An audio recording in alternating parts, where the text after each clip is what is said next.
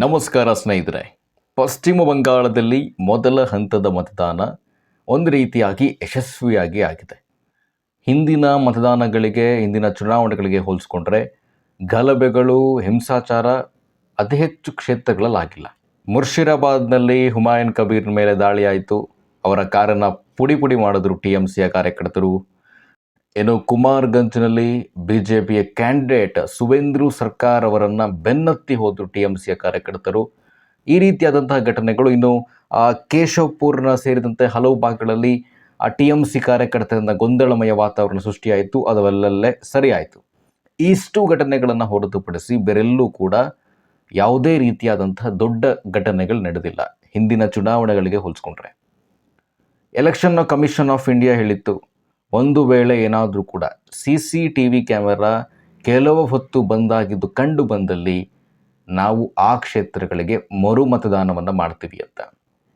ಈಗ ಈ ಎರಡು ಕ್ಷೇತ್ರಗಳಲ್ಲಿ ಮರು ಮತದಾನದ ಬಗ್ಗೆ ಚರ್ಚೆ ನಡೀತಾ ಇದೆ. ಇನ್ನೂ ಯಾವುದೇ ರೀತಿಯಾದಂತಹ ಅಧಿಕೃತವಾದ ಪ್ರಕಟಣೆಯನ್ನು ಎಲೆಕ್ಷನ್ ಕಮಿಷನ್ ಹೊರಡಿಸಿಲ್ಲ. ಇಲ್ಲಿ ಪ್ರಶ್ನೆ ಹೇಳ್ತಾ ಇರುವಂಥದ್ದು ಮತ್ತು ಆಶ್ಚರ್ಯಘಾತಕವಾಗಿ ನೋಡಬೇಕಾಗಿರುವಂಥದ್ದು ವೋಟಿಂಗ್ ಪರ್ಸೆಂಟೇಜ್. ಪಶ್ಚಿಮ ಬಂಗಾಳದ ಜನರು ಎದ್ನೋ ಬಿದ್ನೋ ಅಂತ ಹೇಳಿ ಒಂದು ಮತವನ್ನು ಚಲಾಯಿಸ್ತಾ ಇದ್ದಾರೆ. 11 ಗಂಟೆಯ ಪರ್ಸೆಂಟೇಜನ್ನು ನೋಡಿ ಅಂದ್ಕೊಂಡೆ ನಾನು, ಯಾವ ರೀತಿಯಾದಂಥ ಮತದಾನ ರೀ ಪಶ್ಚಿಮ ಬಂಗಾಳದಲ್ಲಿ. 3 ಗಂಟೆಯ ಡೇಟಾನೇ ಹೇಳ್ತಾ ಇದೆ 78%. 78% ಜನ ವೋಟ್ ಮಾಡಿದ್ದಾರೆ ಬಂದು ಇಲ್ಲಿಯ ತನಕ, 3 ಗಂಟೆಯ ತನಕ. ಇನ್ನೂ 5 ಗಂಟೆಯ ಡೇಟಾ ಬರಬೇಕು. ಬೇರೆ ರಾಜ್ಯಗಳಿಗೆ ಕಂಪೇರ್ ಮಾಡಿಕೊಂಡ್ರೆ ಅಲ್ಲಿನ ಒಟ್ಟು ಮತದಾನಗಳೇ 78% ದಾಟಲ್ಲ. ಈ ಬಾರಿ SIR ಪ್ರಕ್ರಿಯೆ ನಂತರ ನಾವು ಪುದುಚೇರಿಯನ್ನು ಕೂಡ ಗಮನಿಸ್ಕೊಂಡ್ವಿ. 90% ದಾಟಿತ್ತು ಪುದುಚೇರಿಯಲ್ಲಿ ಮತದಾನ.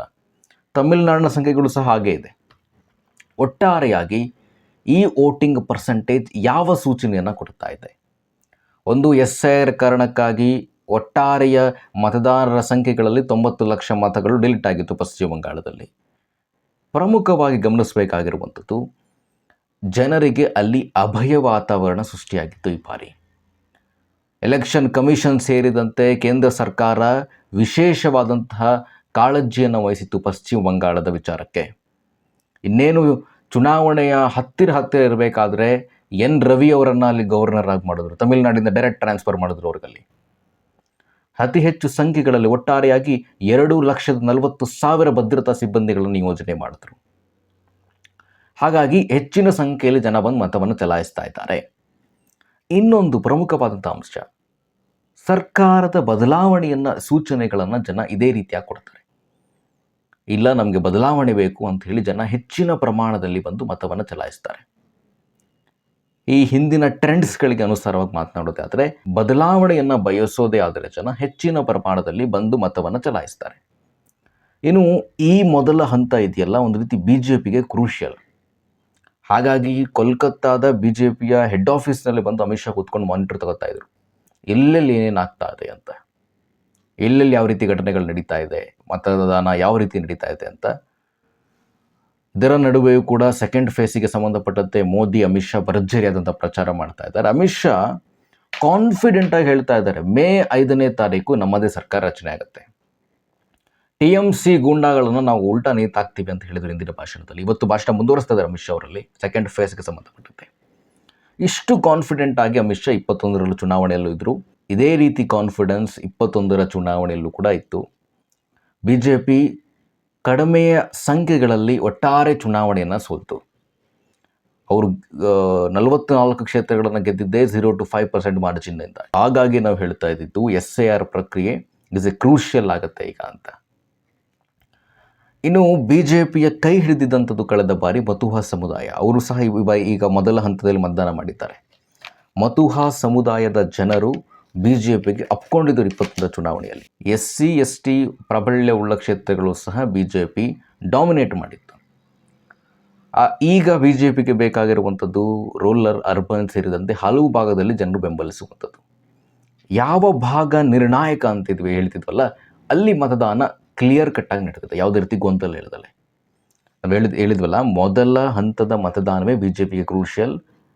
BJPಯ ಮೊದಲ ಗೆಲುವು ಯಾವಾಗ ಅಂದರೆ, ಮತದಾನ ಸರಿಯಾದ ಪ್ರಮಾಣದಲ್ಲಿ ನಡೆಯುವಂಥದ್ದು.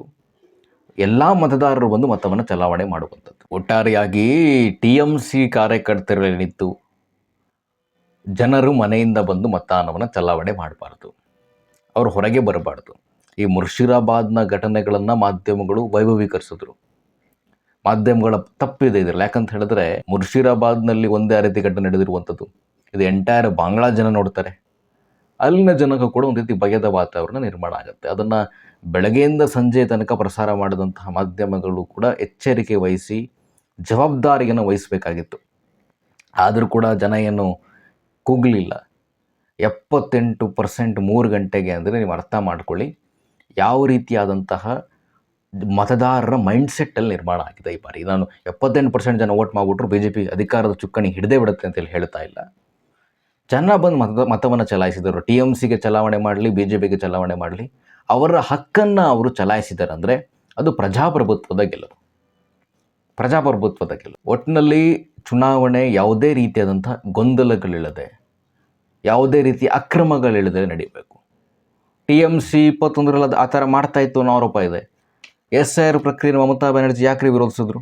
ನೇರವಾಗಿ ಹೇಳೋದೇ ಆದರೆ ಪಶ್ಚಿಮ ಬಂಗಾಳದಲ್ಲಿ ಬದಲಾವಣೆಯ ಅವಶ್ಯಕತೆ ಇದೆ.